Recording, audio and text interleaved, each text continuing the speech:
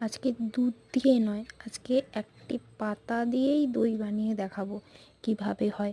এই যে যেই পাতাটা দেখতে পাচ্ছ, যেই পাতাটাকে আমাদের এখানে তো আমরা দই আতি পাতা বলেই জানি।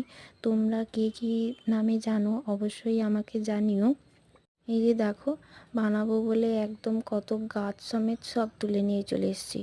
এর জন্য প্রথমে এই ডাঁটা থেকে পাতাগুলোকে আলাদা করে বেছে নিতে হবে।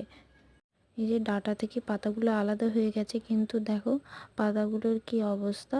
এগুলোকে চলো ভালো করে জল দিয়ে পরিষ্কার করে একটু ভদ্র করে নিয়ে আসি।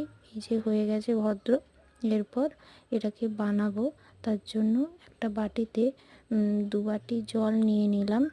জল দিয়ে ওই জলের মধ্যে পাতাটাকে ভালো করে চটকে চটকে মেখে নিতে হবে। বেশি না, 1 থেকে 2 মিনিট মাখতে মাখতেই দেখবে যে খুব ভালো করে জলটা গাঢ় হয়ে আসছে। তখন এটাকে একটা পরিষ্কার কাপড়ের সাহায্যে ছেঁকে নিতে হবে। ছেঁকে নেওয়ার সাথে সাথেই আমি এই যে গ্লাস বাটি দুটোর শেপ দেবো বলে গ্লাস বাটিতে ভালো করে ঢেলে নিয়েছি। তো 1 ঘন্টা পরে আবার এই যে দেখো কত সুন্দরভাবে বসে গেছে গ্লাসের শেপে। এই যে দেখো গ্লাসের সাথে সাথে বাটির শেপও কত ভালোভাবে এসছে। এরকম নিত্য নতুন ভিডিও দেখার জন্য অবশ্যই আমার চ্যানেলটিকে সাবস্ক্রাইব করে রেখো। আর ভিডিওটি ভালো লাগলে লাইক করতে ভুলো না। দেখা হবে পরের ভিডিওতে। ততক্ষণের জন্য টাটা বাই।